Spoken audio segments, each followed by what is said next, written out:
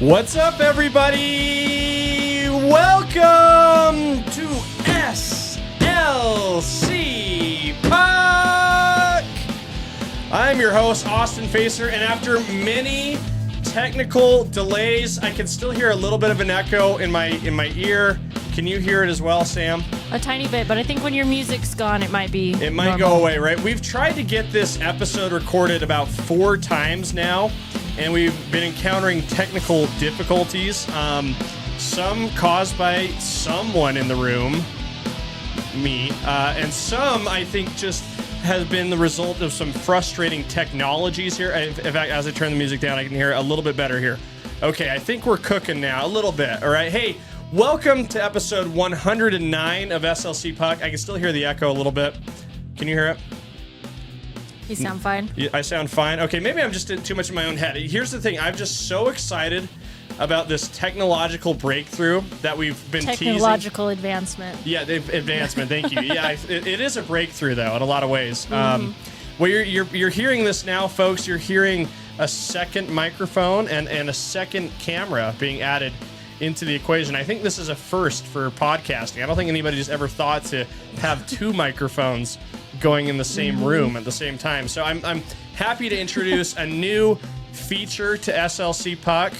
If you're watching this on YouTube and not Apple or Spotify, you'll notice in the upper right-hand corner here a new feature called Sam Cam. Yeah. And I'm joined by my lovely sister Samantha here, who will be providing a little bit of a she's going to help me bounce some thoughts off, right? That's and Sammy she's given herself the title of executive producer of SLC Puck. She's also chief content coordinator, officer, marketing officer. And anyway, she's given herself all kinds of titles to go along with the show. So as part of our agreement, she tricked me into adding this into the show, the Sam Cam. Yep. So this will be a part of the show going forward. So happy to have you here, Sam. Again, I in one of our other we've tried to record this like 3 times today. Yeah. And I mentioned that I don't know what it is. I don't know how you make this happen. But the episodes of SLC Puck that you're on, people go nuts. Mm-hmm. I really don't get it. People will go. It's the start of the takeover. What do you mean by that? The Sam Cam is just the start. I'm a little square in the corner. Right. Soon I'll be half. Each episode's going to get bigger and bigger until I get pushed out into a pixel in the corner. Yep. Yeah. Well, whatever, dude. Some people would say that would be an upgrade. I wouldn't. I think people like the charm and the aesthetic appeal that I bring to people. People always say, Austin, a big part of your look is that hat you wear. Mm-hmm. It's the SLC Puck upside down hat, which has been a mainstay for me all year. Looking a little yellow. It's a little grimy. Yeah. I don't know if it shows up that well on camera, but I've been wearing this hat basically every day for the last year or so. And so it's getting a little gray and yellow in parts, particularly. No, I don't know turn why. That around. I should. Hopefully, no one was watching that while they were eating. See the inside of my hat. You know what was funny though? So at one of my watch parties at a bar named Sue, one of my listeners asked if he could have my hat. If you could buy. He wanted to buy the one off your head, not the one. Yeah. He wanted the game worn, edition, and I was like, you know what? I'm saving it for something special, and here's what I'm saving it for is I'm now going to retire this hat.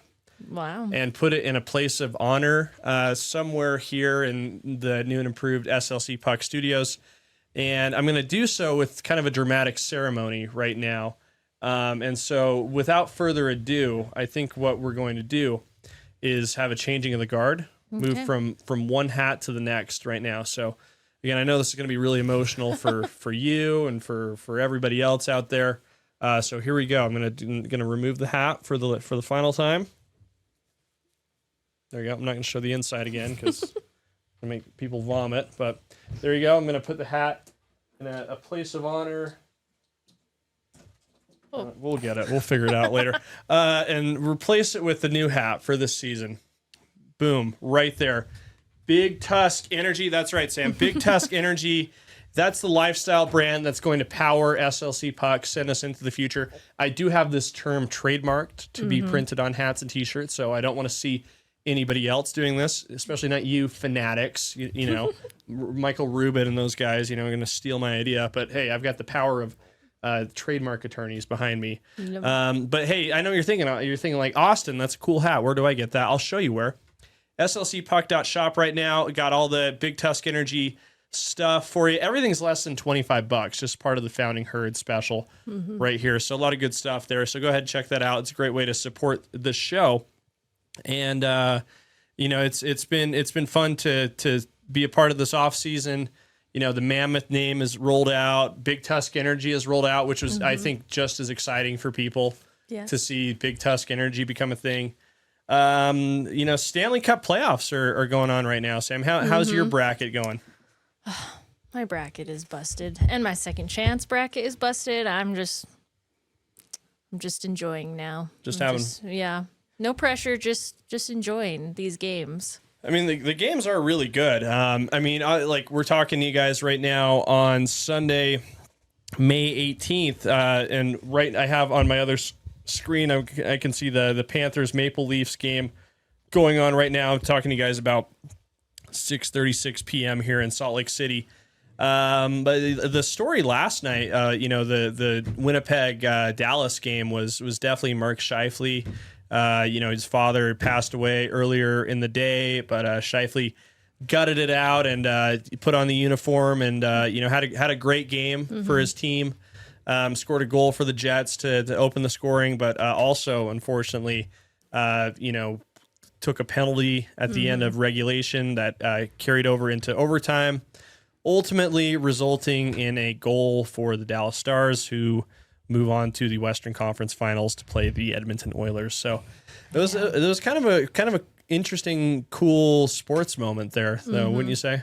Oh yeah, for sure. I mean, the story behind it all, you know, finding out his father had passed earlier that day makes for a difficult day, but I think a lot of respect for him for going out and still doing it. And I mean, I'm sure that's what his dad would want him to do. You have a chance to win the Stanley Cup and play in the playoffs, and you know, you go out and you give it your all, and that's definitely what he did last night. And so really have a lot of respect for that. And you know, a lot of thoughts and feelings about how he's feeling today, because you know, the day after, when you kind of wake up that next day and that reality hits you that this person is really gone, that's a really difficult day. And so just kind of been thinking about him in that sense today.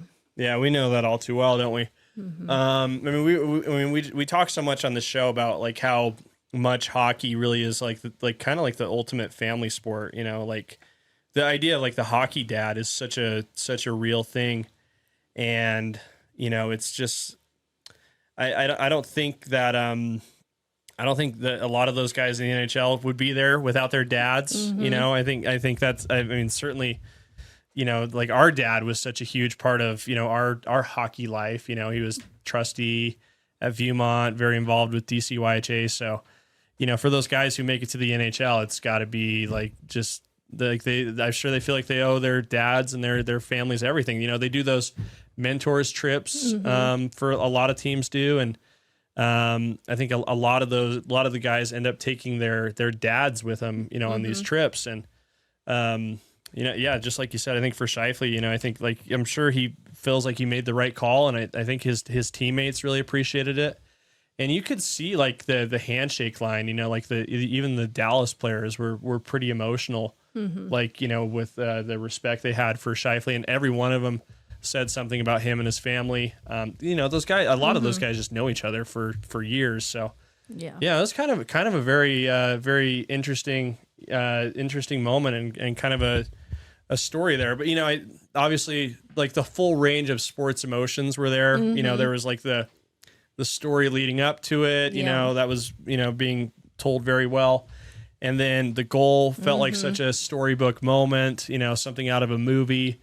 But, you know, then the end of the game, like the reality of like playing sports set in, like, you know, you're not guaranteed to win just because there's like a feel good story, you know, just like that's just the way the cookie crumbles sometimes. So it was again, like I said, just the full range of emotions there on display. So that was a great game. We're watching again. I have the Panthers Maple Leafs game on my other screen right here. Still 0-0, right? 0-0. Yeah, they just started the second period, so that one's going to be a barn burner, as they like to say. Hey, let's check out our bracket, see how we're doing with.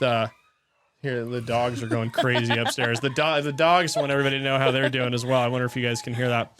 But yeah, we did the SLC Puck Bracket Challenge with about 78 members. So thank you to those of you guys who participate in that. And yes, we'll figure out a way to get the dogs maybe less talk. The dogs have a lot of opinions on how the playoffs shaped out as well. We'll see here, like 78 members. I had four. I'm ranked 41st. I'm cooked. I picked the Avalanche to win. That looked like that was maybe a big mistake on my part. But hey, what are you gonna do? What are you gonna do, right? You can see here, just looking at the leaderboard, someone named Bundile is at the top of the chart right now. They can only get a maximum of 207 points, though. And it looks like there's quite a few others that can surpass that pretty easily. They picked the Lightning to win. And Bundile, that's kind of a weird, what's up with Bundile? Like some Bundile? Like someone stuffed a phone down their pants or something. Like that's just a weird name. Like a lot of you guys picked weird names. Kay Collier, I guess that's their name, but Warren Sprocket, JT Ford, JT Ford bracket 3. Yeah. Who's this JT Ford guy? He's just submitting 3 brackets into my challenge. I don't know. There's Nate Dogg's doing pretty well as well. He has a chance to rack up some points, but yeah, you can see like it looks like a lot of the folks who picked the Stars, Oilers, Go Knights, Goo, who picked the Jets, they'll be out of there shortly, I would imagine. And this guy who picked the Kings, he doesn't have much of a run left with him. And how about this guy? Yeah. Red Bush for real, nice name. With the Maple Leafs picked as his Stanley Cup champion. That I'm sure he's watching the action right now quite anxiously because he wants that prize pack, SLC Puck prize pack more than anything else. I just realized why I'm hearing the echo actually is because I think I'm talking so loud. Your microphone is picking it up as well. Oh, that would make sense. That's what it is actually.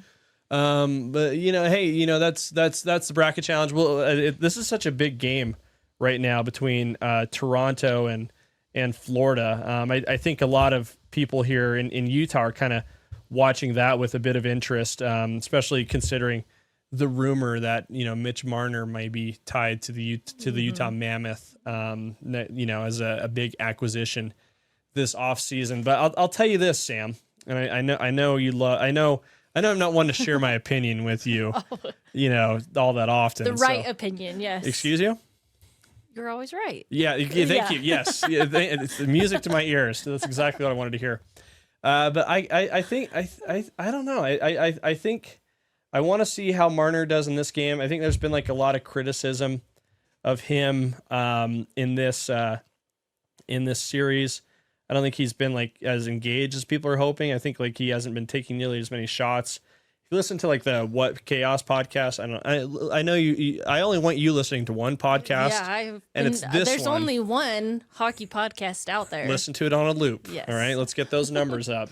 But they talk so much about Marner. Not really like he's gonna be the highest paid player in hockey next year.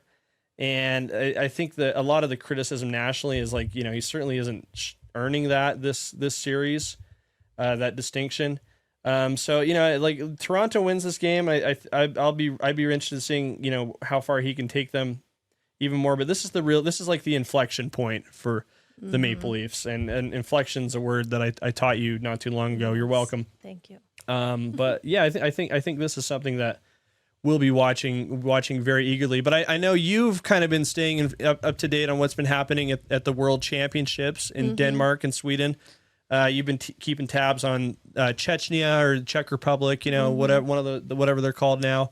Veggie's your guy. Keep an eye on Veggie, yes. Veggie, yep. I wanted to watch today's game between the United States and Kazakhstan. Yes. We're learning our time zones. Yeah. You know, it's funny because I saw the graphic that said the game was I read it as the game was starting at 10:30. I'm like, all right, cool. That's about the time I wake up on a Sunday morning. Because most of these games have been like super early. You'd have to wake up in the middle of the night basically to watch them. Well, you know, to my surprise, you know, I flip on NHL Network at 10:33 or whatever. There's only 9 minutes to go in the game, so I clearly had misread it. You know, that was 10:30 Eastern time, 8:30 this time, and waking up at 8:30 on a Sunday is like a little tricky for me. Yeah, of course, because you know what happens before Sunday morning, right? Yeah, Saturday night. Saturday night, baby. That's when we're active. So that was too much to ask me, but I did catch the tail end of the game and watch some highlights.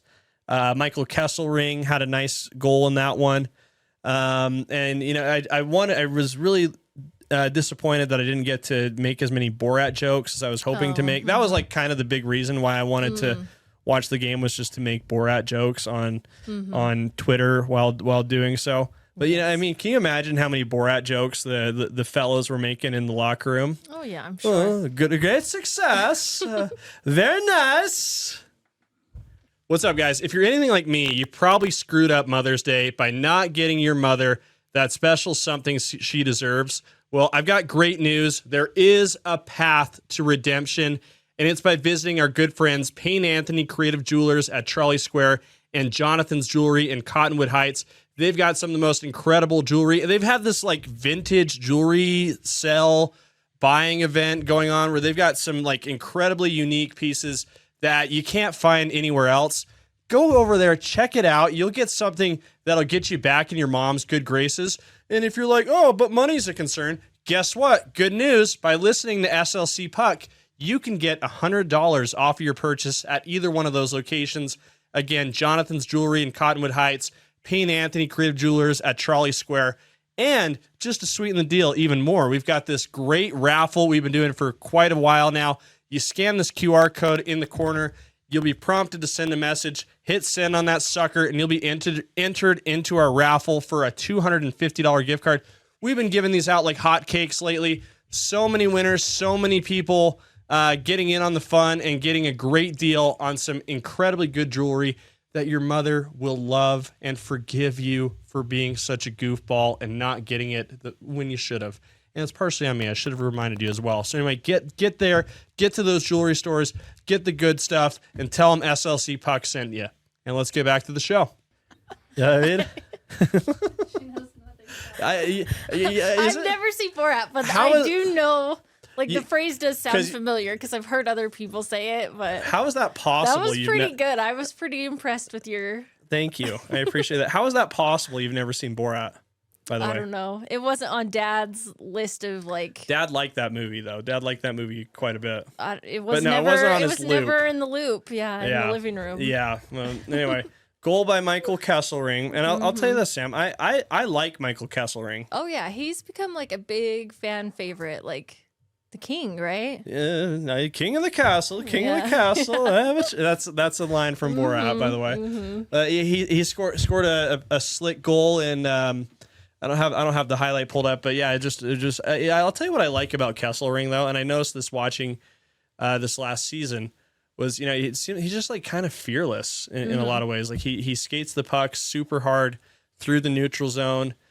He's not afraid to shoot the puck, which is pretty big for this team, for the Utah Mammoth. Yeah, I can't tell you how many times I was watching games on TV screaming, "Shoot the puck! Shoot the puck!" Quite often, right? I think that was like a common complaint for a lot of us clubbers out there. Yeah. So I think Kesselring is a guy who can have like a really, really big season for the Utah Mammoth next year. You know, he's a right-handed defenseman too. That's kind of a big commodity in the NHL. I think I'd like to see him like get more involved, like in the power play. He shoots the puck super hard too. He had that 104 mile per hour shot last year. Yeah, that's tough stuff. Yeah. There's nobody on my men's league team that can shoot the puck that hard. I would not want a 104 mile per hour puck coming at me as a goalie. Like that would be. You don't have the courage to take that on? No, I've been hit with a hockey puck before. That's and true. It hurts. Yeah, that's it does hurt. So, ooh. Yeah, And it was not going 104 miles per hour.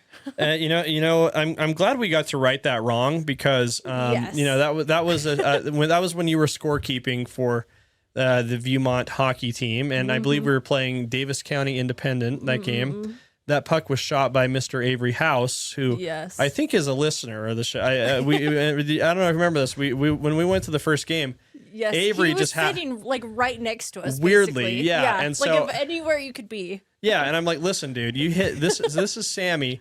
You hit her on the shoulder with a puck like 15 years ago. It's time to apologize, so he did. Which he did, yes. Yeah, so hey, good. With a confused look on his face, but yes. If nothing else, that's kind of like what this podcast has done is like it's allowed us to like right some wrongs, to get some I don't want to say vengeance, but like what's the redemption, I guess you could say. I don't know, something like that. But that was great. So United States took Kazakhstan to task today, 6-1 win. You're right. Like this tournament has been this is my first time really watching this tournament in depth or even following it at all. Long tournament. We were just checking the schedule. Like it looks like they wrap up on the 25th. Yeah, gold medal game. There's a lot. Bronze medal game. They're still in the preliminary round, technically, even though they've been playing for a while. But that's just the setup of the tournament, I guess. They do a round robin first, right? Yep. To get their standings. Seeding, and then seeding. And then they'll go to like a 1v4, 2v3, 8 teams down to 4, down to 2, down to 1. Yep.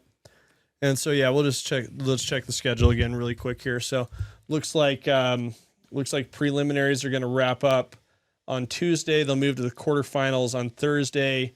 Sunday they'll play semifinals, and Saturday they'll play the semis, and then gold medal game and bronze medal game on Sunday. So obviously, like the team to watch if you want to get your most bang for the buck, see the most mammoth as possible is going to be the United States roster featuring Kesselring, Josh Doan, Clayton Keller, who's the captain of that team, and Logan Cooley. But I'll tell you this, Sam, this is going to be a great segue into my next thought here on this episode. Okay. I wonder if we're watching a fifth Mammoth player on this United States roster. And I'm referring maybe someone that has some good chemistry. Some good chemistry. You must have read an article that touted the good chemistry on this line. Yeah. I see what you're doing. This is going to make sense. But I'm talking about Tage Thompson. And I've been thinking a lot about what the Utah Hockey Club. I keep accidentally doing it. Utah Mammoth. What are they called now? They're the Mammoth now. Mammoth. They're not the Wasatch. What was that? That's my. That's her. My trunk. That's the sound Mammoths make. No. Okay. Okay. All right, if you say so. But that got me off balance now. I guess they probably would sound like an elephant. I guess would think so. I don't know. They share many physical features. It'd be kind of interesting if they didn't. It was just like just made that weird noise for no reason. Like you just see like a mammoth and an elephant. The elephant makes that noise and the mammoth I feel goes. like they're a little bit more angry though. It's more of like a grrr. You know, I don't know. I think the mammoth, and this, I'm glad we're getting to on this tangent. Like look at you have a couple of mammoths sitting on your shoulder right there. Like they don't seem. Look at this cute little guy. They're very cute. Yeah, I think that there's a certain like gentleness that I see. They're very docile creatures, is how I see them. We have no way of knowing though. What they were like. They walked the earth millions of years ago. I think that maybe that would be a good question for people to add in the comments. Do you think the mammoth was? Yeah, go ahead and rate my mammoth. Yeah, we could rate Sammy's mammoth roar. I guess I don't even know what you would call that, but the trumpet sound. Yeah, sure. We'll go with that. Anyway, we were about to talk about. So Tage Thompson. Tage Thompson. Thank you, Sam. Yes, you're checking the notes on this. So I've been saying for a little bit that I think what the Utah Mammoth can do with the fourth overall pick. Obviously, they won the NHL Draft lottery. They made the jump from 14th to 4th. It's going to give them a lot of options, and I think the big question is like, do they keep the pick? Do they trade it away? Bill Armstrong talked a lot about how this pick can give the Utah Mammoth a lot of options. He said he thought there were going to be a lot of teams that were going to be interested in calling on that pick. He was going to plant the seed about maybe a possible trade, and I think and there was a terrific article in the Deseret News this week by our good friend Brogan Houston, who, by the way, I would love to get Brogan here sometime to have on the show.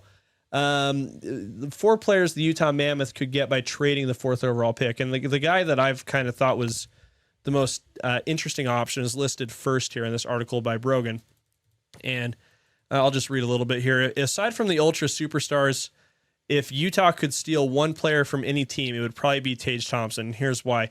Utah's prospect pool is full of big guys, but the roster isn't. A lot of guys, Clayton Keller kind of build, Logan Cooley's not terribly imposing either, but he plays bigger than he is, I think. But look at this. Thompson is a mammoth of a man. Good one, Brogan. Yep. 6'6", 220 pounds.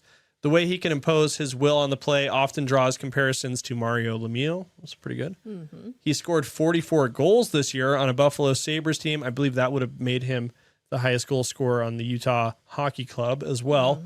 On a Sabres team that gave him little support. He's currently flanking a world championship line with Mammoth forwards Clayton Keller and Logan Cooley, where there seems to be some natural chemistry. That's where you stole that, Sam. You stole that directly from Brogan without citing him. Unbelievable. A lot of points last season. Utah seemed just one top 6 forward away from winning. They lost by 1 goal 19 times. Continuing on, Thompson is a guy who can get you that extra goal when you need it. And here's the interesting line here that I think maybe indicates to me that Bill Armstrong may be the kind of guy who's getting up and watching these games early. Maybe he's calling it early on Saturday nights so he can get up and watch this on Sunday morning. Well, it says here, Thompson was the director of amateur scouting for the St. Louis Blues when they drafted Thompson in 2016. 9 years have passed, and Armstrong still frequently talks about why that was such a good pick.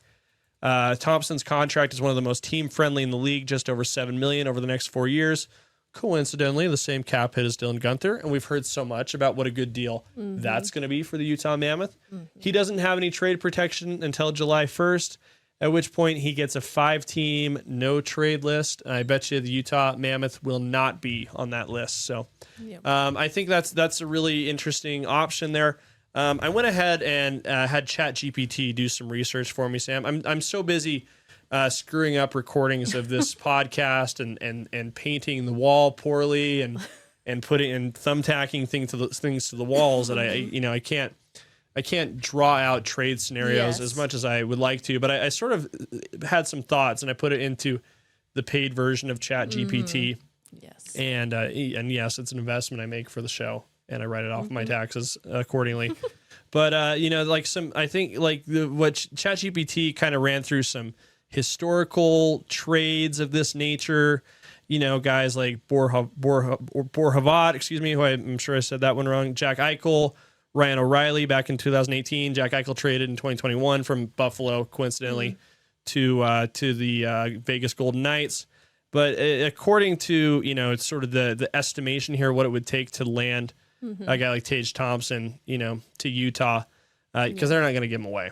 Yeah, that's just the reality. Sure. The Buffalo, I don't know if people know this, but there are other teams in the National Hockey League that want to get better and eventually win Stanley Cups. Yeah. I don't know if people find that interesting, but it's just kind of true. But it looks like, according to historical data, like I threw in this thought to ChatGPT. I'm like, let's throw in the 4th overall pick. Let's get Matthias Machelli to another situation. He didn't play very much this last year. I think he's probably one of the more tradable guys in the forward group. But they're estimating that Utah would probably also have to include a top-rated prospect, perhaps the 1st overall pick next season as well, not 1st overall, but their 1st round pick for next year. So I'm guessing that prospect that Buffalo would ask for would probably be like Tage Thompson. And I don't see Utah being terribly interested in trading him, No. especially considering, I'm sure Mr. Ryan Smith would be more interested in seeing the guy that, they had some fun with, made the first pick in Utah hockey club history, Utah Mammoth history now. So I think those negotiations are probably going to look a little bit like that, I'm guessing. Yeah. So it'll be interesting to see what Bill Armstrong does. I'm sure I'm positive, like I said, he's getting up early and watching these games. And oh yeah, I'm sure he's already on it. He's already making calls, swinging deals. I wonder if they'll have to include like a third team in this to make it work. So I kind of would think so. So I think that's definitely something to watch. But I think like Brogan so wonderfully articulated. He's a cool kid, by the way. He and I play hockey together. Yeah. On Didn't Wednesdays. You say that you guys have some chemistry on the ice well? We really do, actually. That's great. Yeah. Thank you. Yes, we sure do. Yeah, we connected for like a nice little one timer from me to Brogan, and I think he might have buried it on Jay Stevens, I think, or maybe Jay. Maybe I'm choosing to believe that Brogan scored on that, so yeah. I can give myself the apple there. But Brogan's a cool kid too. I like him a lot. Yeah, we'll have to get him in. He does a great job. But yeah, we do have natural chemistry. You're right. So anyway, I guarantee Bill Armstrong is waking up. He's seeing. I mean, I've already seen multiple highlights on Twitter of strong play on that line between Keller, Cooley, and Thompson, and you've got to think that would make a big impact for the Utah Mammoth this season. So we'll just have to see how that plays out. I so appreciate you sitting here with me, Sam, for this episode of SLC Puck. I know this literally is like our third time trying to record this properly, and we'll still fine tune it as we go. But we actually kind of need to pivot here, Sam, and I think why. This was something that happened on Tuesday that I didn't address on the show on Wednesday. I kind of just got in my own lane. I forgot to bring this up. I meant to, but I think we need to acknowledge a big loss in the Utah hockey community. On Tuesday, Kevin Bruder, who is the general manager of the Maverick Center, president and CEO of the Utah Grizzlies, and chairman of the ECHL Board of Governors, passed away. He passed away on Sunday. Reading the press release went out on Tuesday. It says here that Kevin passed away at the age of 56 while enjoying the outdoors. So it sounds like it was just a sudden, unexpected loss. And just to read a little bit more about Kevin here in the press release, Kevin and his family moved to Utah in 1997 as the then East Center prepared to open its doors. He was the arena's first general manager, held that title for 3 decades. He was also the CEO of the Grizzlies, president. He received that title in 2005, and then 2021 was elected as the chairman of the ECHL Board of Governors. So held in very high regard by his peers in professional hockey. Like all our time in being in the hockey scene, particularly in youth hockey, I don't know if I ever met Kevin. Looks a little familiar to me. Like maybe we've seen him. Yeah, it's totally possible. I know we Dad worked more closely with like Jared Youngman, and who is now with the Atlanta Gladiators of the ECHL. But it was very sad news. I think we saw basically the whole hockey community, all the Facebook groups, even the Utah Mammoth themselves, put out a post to express their condolences to Kevin's family. I think again, I think the press release really beautifully articulates who Kevin was. I'll just read another couple paragraphs here. Those who worked with Kevin will remember his presence, quietly steady, yet always fully engaged. Whether supporting his staff, players, partners, promoters, or patrons, Kevin could be found at the arena on nights, weekends, and holidays, doing whatever needed to be done to ensure that others succeeded and felt supported. Kevin Bruder's legacy is one of leadership, generosity, and service. He leaves behind a community that was stronger because of him and will be deeply missed by all those who had the privilege of knowing or working alongside him. So, yeah, this is a very, very sad news. You know, I so dislike the fact that I've had to do this a couple times on the show. We talked about Steve Klauke around this time last year. I think maybe it was a little later in the summer. The thing that I love is like all these people in the sports community are like just hidden gems of people. Like they're just really kind, caring, like passionate people. And, you know, they're usually the people that aren't really on the forefront. You know, they're a little ones you don't know as well, but they're all just such kind and caring and great people. So it is a huge loss, but it's great to hear how amazing he was, you know, and how big he was for hockey in Utah. Yeah. Yeah. There's definitely been a huge outpouring of love and support. And, you know, you and I, we suffered the loss of a dad in a very public way. That was kind of a really interesting experience that we had. So I think we can definitely sympathize with what the Bruder family is experiencing. And, I mean, like from your experience, maybe do you have any thoughts on what people can do to show support for Kevin, maybe in the same way that they showed support for us? Yeah, I think definitely for us, you know, hearing stories about dad and interactions that people had with dad was something that was super comforting to us at the time. And, you know, I spoke with someone a couple weeks ago that just knew dad as a sports writer, and he talked about all these amazing things that people said about dad after he passed. And he said, you know, people didn't talk about his writing. They talked about him as a person and who he was and how kind and, you know, amazing of just a human being he was. And I think sharing things like that with a family that has just lost a loved one really is huge for them, you know, and can really help a lot. And I know it helped us for sure. Yeah, it's interesting to read this press release, and you sort of, it doesn't talk a lot of, I'm sure Kevin had a lot of great accomplishments that you could put a number to, you know, he increased sales by blah, blah, you know, sold so many tickets. But at the end of the day, that's not what anybody remembers. They remember how he made them feel and how he impacted individual lives. I know Mom has this quote on it that she's had as a wallpaper on her phone forever. It's just you know, people are just going to remember how you made them feel. And it seems like that's very much the case here with Kevin Brutder. And again, we extend best wishes to his family during this tough time, and to everybody who knew and loved Kevin. And I've already spoken to quite a few people who did, and so that's been very very powerful to me. So yeah, on that note, you know, we'll probably skip the outro music for this. Just doesn't feel super appropriate to go to the rock and roll after that. Yeah. But I'm glad you're here with us, Sam, for Sam Cam. I'm glad we finally got it right. I think it looks like the recording went better this time. We'll see. If not, holy hell, we'll just you'll get something. This is what you're getting, folks. This is it. So more Sam Cam on the way, everybody, and possibly some more great guests here sitting on our couch hanging out with us. So this is the future. This is the next wave of SLC Puck. So please, you know, comment, subscribe, and Big Tusk energy, and we'll talk to you guys soon. Thank you so much.